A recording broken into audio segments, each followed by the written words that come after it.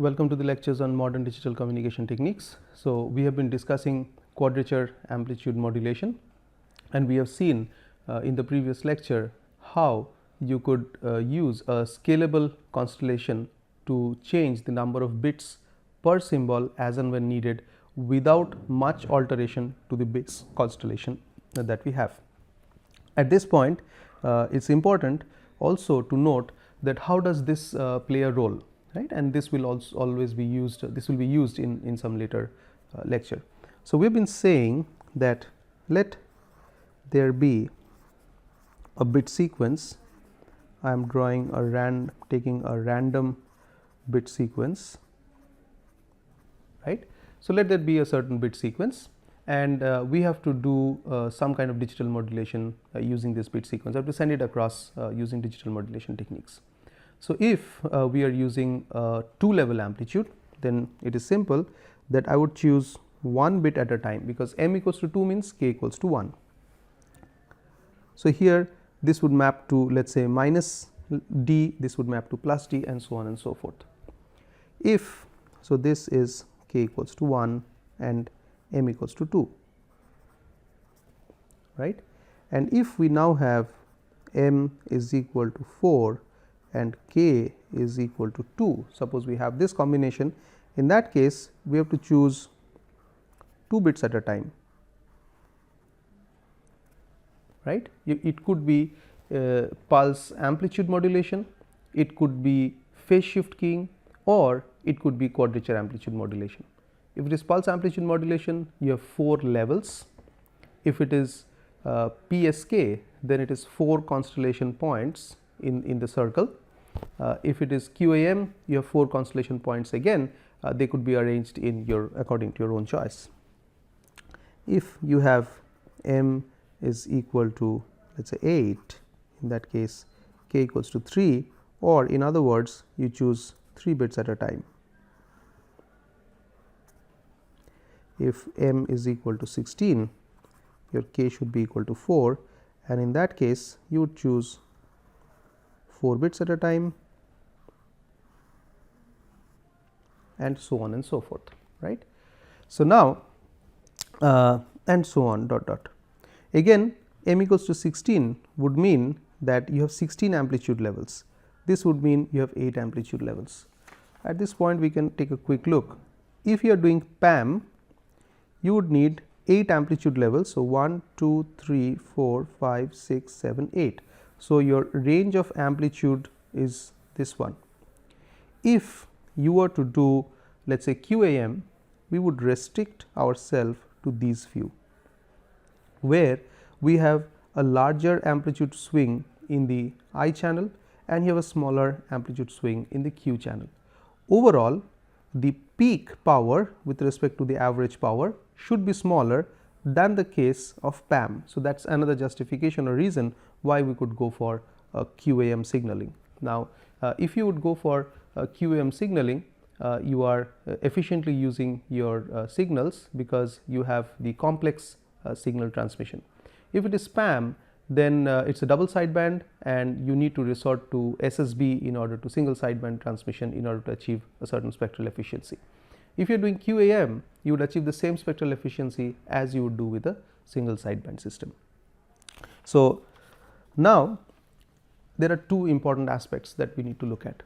One, where we compare that if I have a certain fixed bit rate TB that we have to use. So, if we have a certain fixed bit rate TB, in that case if it is k equals to 1, our symbol duration should be equal to that of TB. So, this is TB, let us say,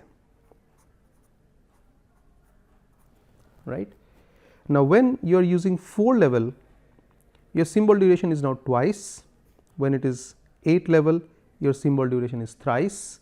When it is 16 level, your symbol duration is 4 times, right. So, what has happened is the symbol duration has become larger compared to the earlier case, right. So, we have T is equal to k times TB. We will of course discuss a particular aspect at a later time. Roughly speaking, as of now, the bandwidth that is occupied is proportional to 1 upon t, because over this symbol duration your amplitude would remain constant if it is pulse amplitude modulation.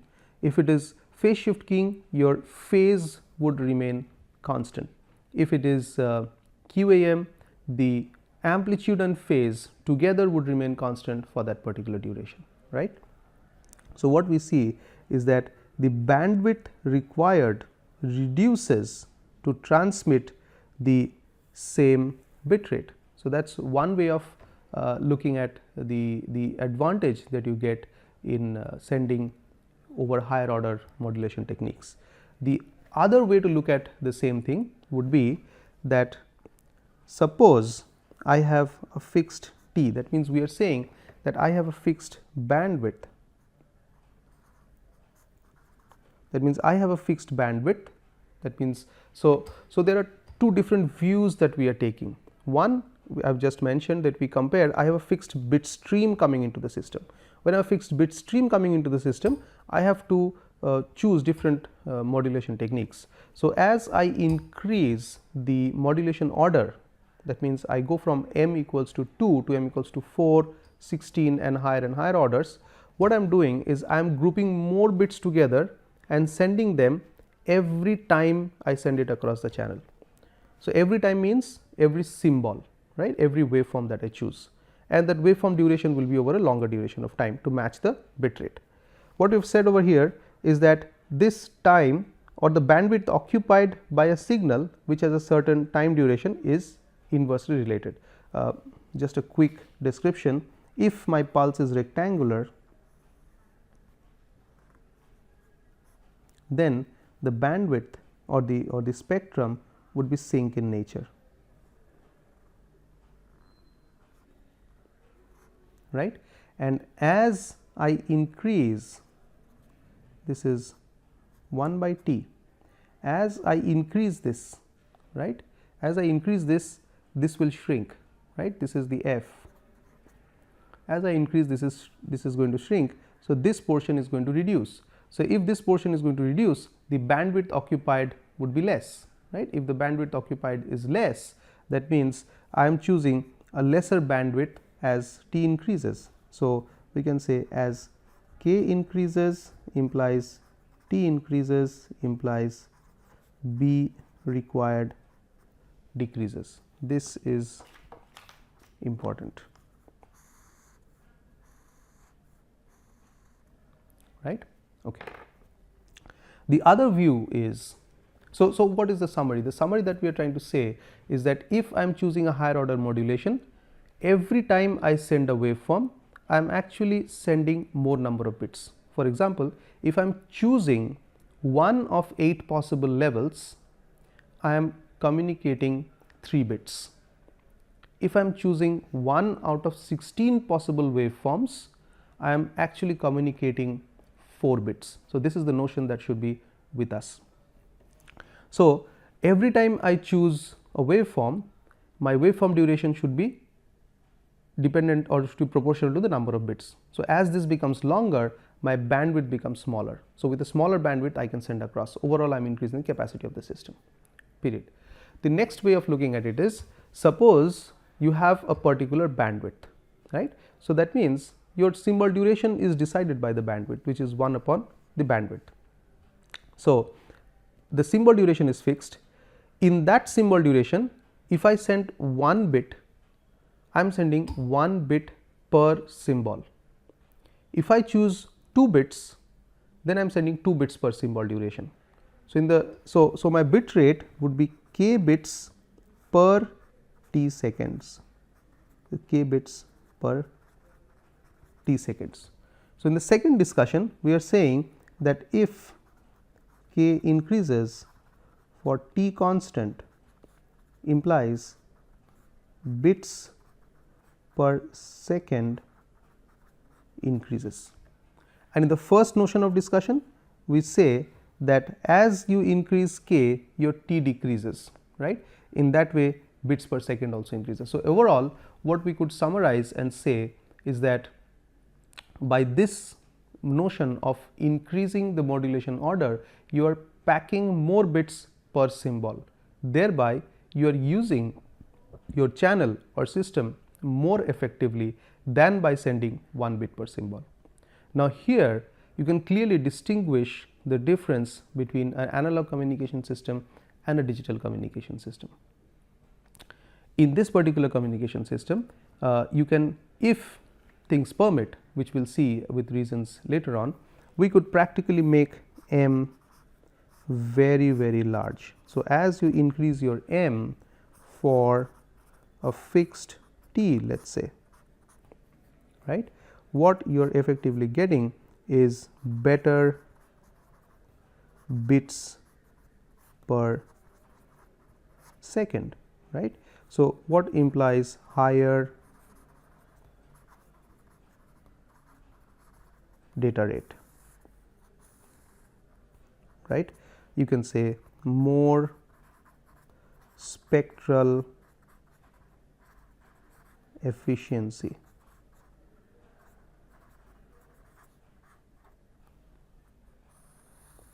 Now, as communication engineers, we should be updated with the latest requirement in terms of wireless communication systems, especially the more number of bits you can send per second for a given communication system, the better it is. Like for example, if you are given 1 megahertz of bandwidth, right, and you are choosing 1 bit per symbol duration compared to another system which chooses, let us say, 6 bits per symbol duration.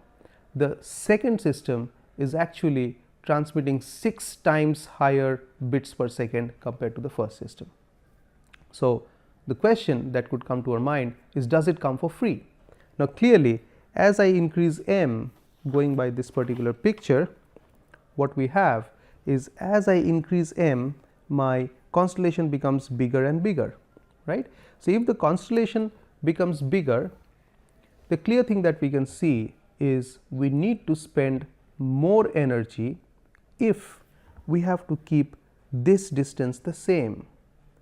This is the minimum distance between the constellation points, and I had told you, I need to discuss this in details later on, that this minimum distance between the neighboring constellation points decides the error probability.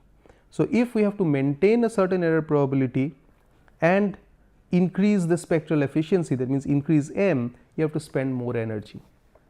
So, that gives us a hint that if you spend more power into the system, or if you send more energy into the system, you can achieve higher spectral efficiency. That means at the cost of higher energy, right. So, initially we were discussing about the choice of constellation. So, you can see that the choice of constellation is dependent upon another factor which we did not mention there, is the bits per second that we have over here, right. So, if you have a higher bits per second requirement, you would go for a constellation which will be more efficient in terms of spectral efficiency. And spectral efficiency is a terminology which is one of the important terms that you would encounter in a digital communication system. In contrast to an analog communication system, the analog communication system will not be able to provide you with any such benefit. Whatever signal comes, you will be modulating onto the carrier. So, the bandwidth occupied would be dictated by the bandwidth of the original signal, and you can say there is a modulation index associated along with that. Whereas, in this case, it is clearly at the control of the system designer. So, the system designer can choose what is the amount of spectral efficiency that it wants to achieve, but subject to the constraint of achieving a certain amount of error probability and the constraint of total amount of power that is available to the designer.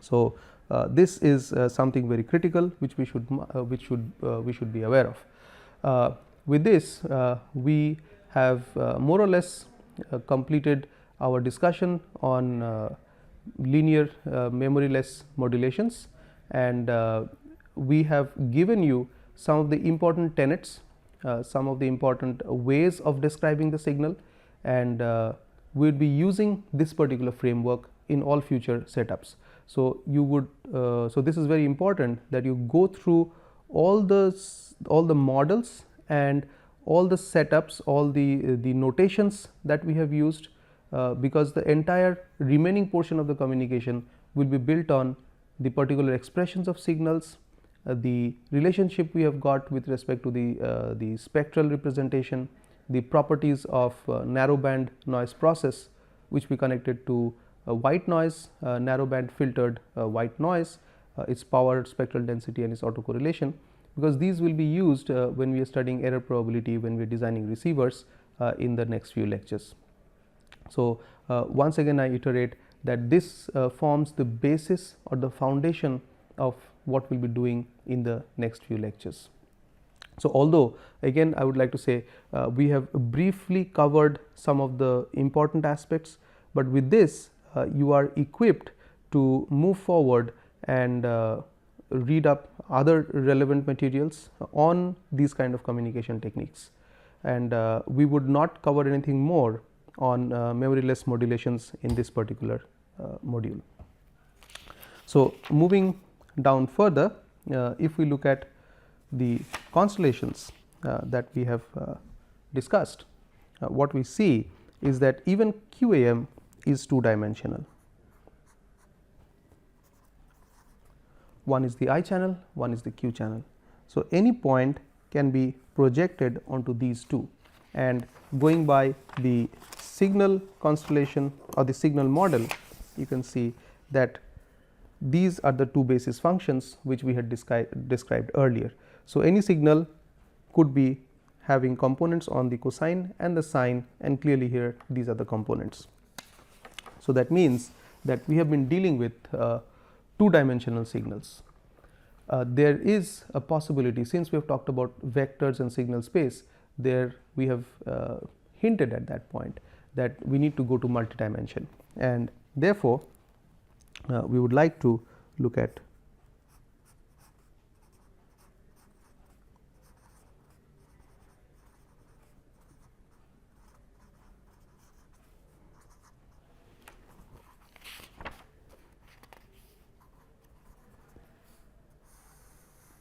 multi-dimensional signals.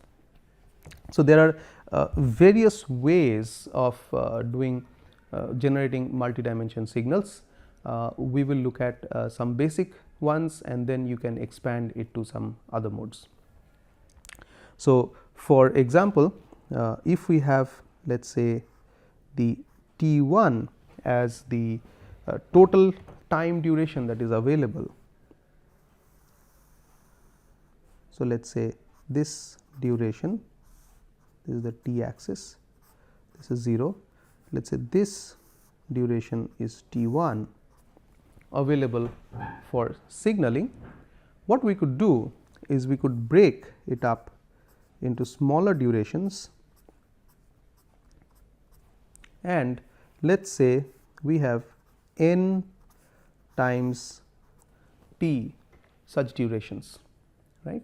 And one of the ways that we could use in selecting a waveform is that we would select, let us say, one of the intervals and send, let us say, PAM signal in that, and not send anything else in any other part of time.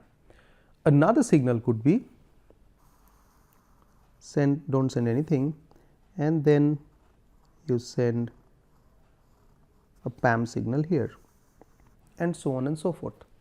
So, in this manner you could have n different signals that you could choose, right, and each one of the signals, as you can see over here, are orthogonal to each other. Orthogonal means if I multiply this and integrate over the period from 0 to T1, I am going to get 0, because a product of this and a product of this is going to be 0, because this is non-zero and it is 0 over here, it is non-zero, this is 0 over here.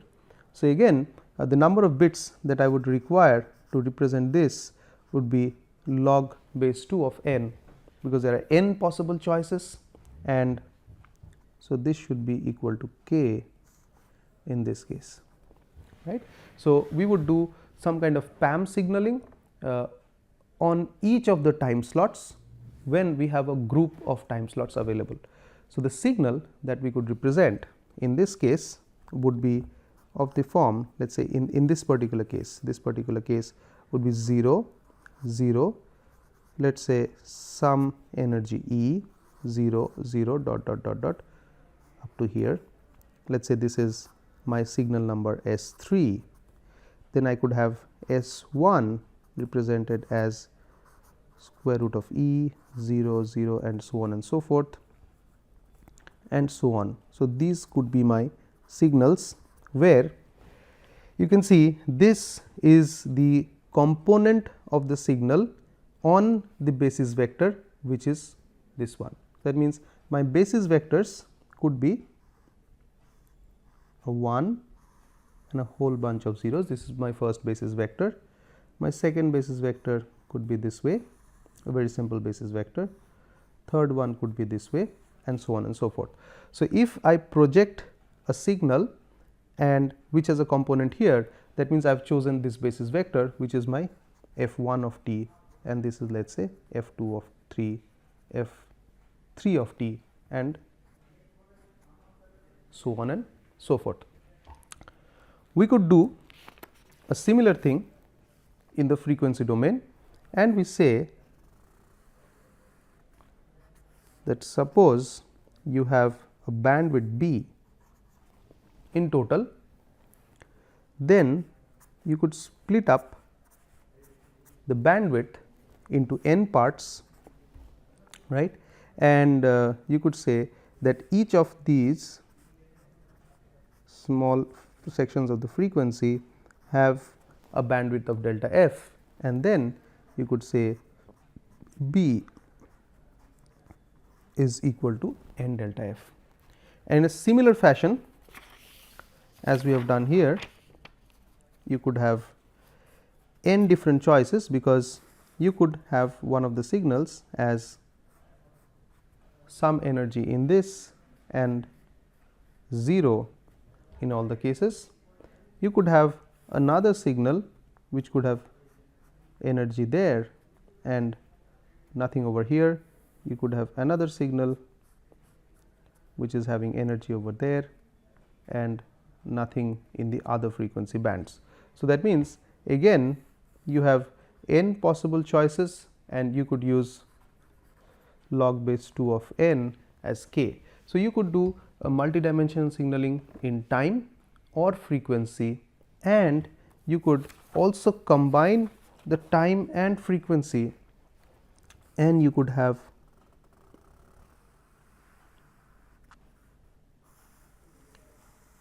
so if this is your time axis, if this is your frequency axis. So, if let us say you have n1 such time units, and if you have n2 such frequency units, then each of these time frequency units could be used to send a signal. So, in this case you are going to have a total of n1 n2 possible combinations, and log base 2 of n1 n2 would be the number of bits that could be represented by choosing any one of these options that are available with you.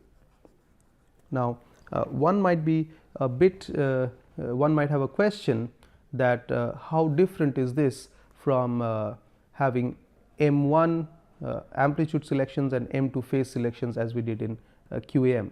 If you look at the signal space diagram, there we had two basis functions, the cosine and the sine, right. Here we have a different thing. Here we are saying that if you look at this time dimension, this unit of time is orthogonal to this unit of time, because it is not present over here. Similarly, this unit of frequency is orthogonal with any other space in frequency, right. So, together we have n1 n2 orthogonal functions, in this particular combination, in this particular space, and you could choose any one of them in conveying an information. So that means you have total of n1, n2 possible options, and you would select log base 2 number of bits you will be using to convey this option. This is one way of doing it.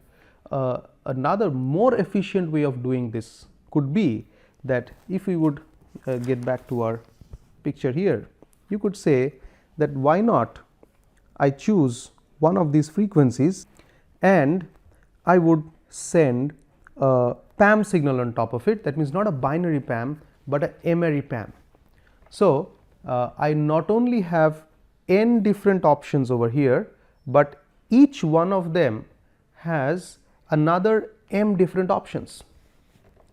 So that means I have m options per frequency band and I have n different frequency bands which are orthogonal to each other, right.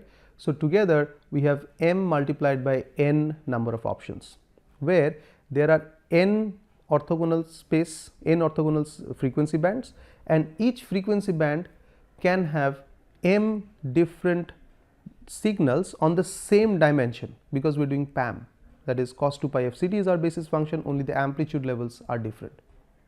Whereas if you are doing QAM, that means if I am choosing this center frequency, I would use a cos and I would use a sine. In that case, each band would have 2 dimensions, right, and we have n dimensions over here. In that case, we are going to have 2 n dimensions available for us for signaling, and in each of the dimensions you can choose a PAM modulation, which would further increase your possibilities. So by combining these, you can go from 2 dimension to n dimensional signaling. We will look at one such n dimensional signaling in the next lecture. Thank you.